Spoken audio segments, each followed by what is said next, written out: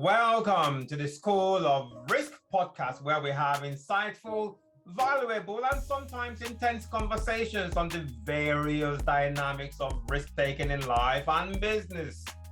I am your host, your risk champ, Chizibale Gudo, and today with me on the show is Liz, Mr. Emmanuel Asukwa, Peter Hoppel, Estella Malek, Dr. Ada Al-Hakim. Victor, it's my pleasure to have you here on the show. Let's get an insight into what you do and we'll build a conversation from there. Thank you so much. It's lovely to be here. It's lovely to talk about all things risk, one of my absolute passions. So that's great. So by day, I'm a risk assurance partner for RSM. So I work in internal audit mainly, advising clients on how best to manage risk. And probably like you, what I like most about working with clients is risks are completely different, whoever you're talking to. So it could be safeguarding in a school, it could be drug control in the police, it could be how to do operations better in the NHS. So what I love about the type of work we're involved in is just that kind of spread and every day is different, every challenge is different, and I love that. I manage a team of 50 people, so that obviously brings with it its own risks and its own challenges, but I really like the people side of the business. And by night, I have a YouTube channel where I talk about leadership and management issues, particularly really for women and the challenges in navigating the corporate career, and hopefully sharing some of the tips and tricks that I've learned over the last 20 years of working in professional services and lots of other industries. Just to kind of help share that kind of perspective, really. Hey people, I'm Emmanuel Suko. Some people know me as E-Man, some people know me as Uncle E-Man. I'm a financial advisor. I've basically been a financial advisor for a long time, but I help people that work hard for their money, make their money work hard for them. And I do it in a way that's fun and enjoyable. I'm not this suit and tie. I've been there. I've been in those environments, suit and tie, professional, make you bored. No, I try and bring finance to life. And, for me, it's all about getting people to build wealth, about ownership, take control of not just ownership in regards to assets, but ownership of their lives. As a presenter, as a host at different conferences, different tech conferences worldwide, so some of the largest conferences on the planet, in fact.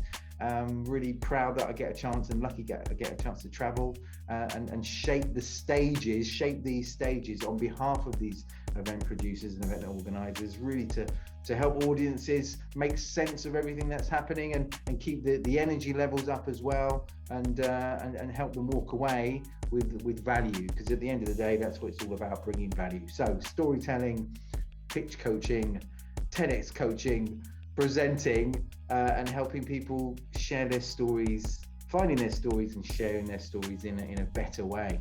That's really in a nutshell. Was that a nutshell? So my name is Estella Malek and I'm South Sudanese. And I'm a journalist by profession, though I'm not active right now. I'm not actively working as a journalist. And I'm 30 years of age. So I had my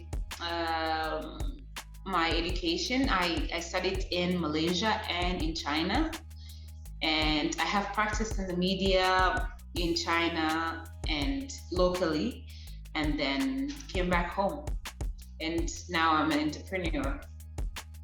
I just lazy around in the sun most of the day, and that's it. Yeah, I don't do much. There's more to that, because for you to be a doctor, for you to be an ophthalmologist, performing all the surgeries, that requires some bravery, some courage to it, because that's No, you're right.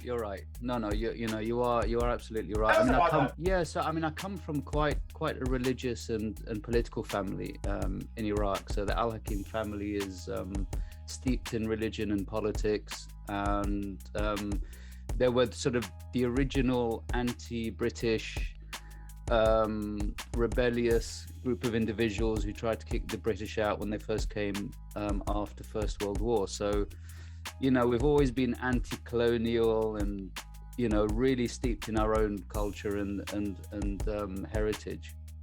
So I've always been a bit of a, rebel, really, and I don't like establishment, and I don't like the usual narrative. Who am I? My name is Victor Bolu.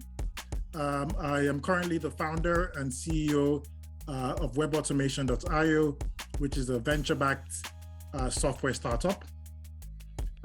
Previously, before I went into entrepreneurship, I spent probably over 10 years as an IT and management consultant, working for most of the big consulting firms like Accenture and Boston Consulting Group before I went independent as an independent contractor, which is where I met Chi.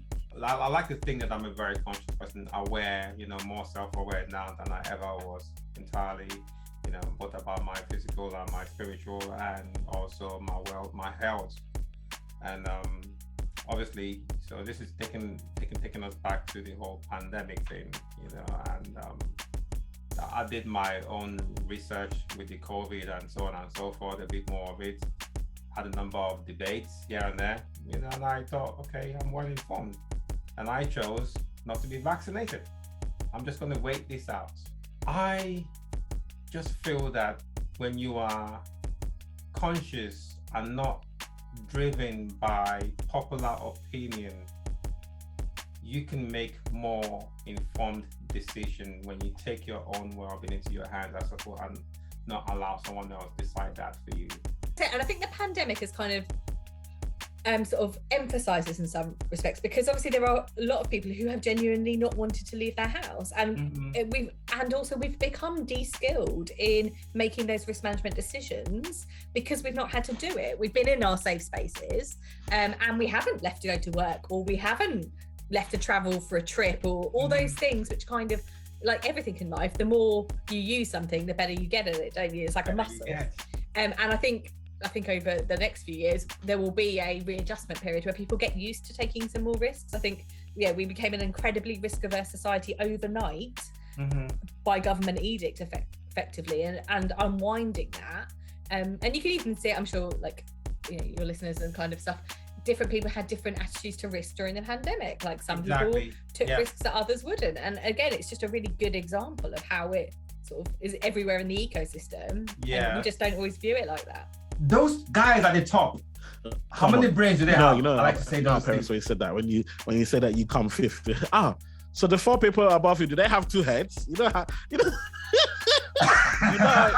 But it's true. It's true. Exactly. Like, we have ability. We all have the opportunity. But also, are we being intentional? So we can blame those at the top, but also, what about us? When it comes to, I always tell these people, when it comes to like my wife now, she knows she can't come and tell me about Kim Kardashian and did it. There are people. If I said, what are Kim's children's name? You know all their. Do you even know your own children's name? You'll be calling one child the other child's name. But celebrity, you know their name. You know what school they went to. You know their qualification. You know that. That is so true, my brother, man. That is so true. Are we being intentional about our finances, about our dreams, about our goals? And 9 times out of 10, no. And that's why a lot of the time we don't have the knowledge. The internet has changed so much. We spend time on Instagram, YouTube, social, all of these types of things. You can use them to learn, but we use them to just for entertainment purposes only. And so then when we wonder why we're stuck in the places that we're going to be. But I also understood that, common sense is not common. If you show that you're kind of needy, if you show that you're like not desperate, but you really want this, and it really means a lot to you to have their business, it kind of gives this impression that you are needy. Kind of gives this impression that that's not good. That's not a good thing. No, it's more about, okay, this is what I've got.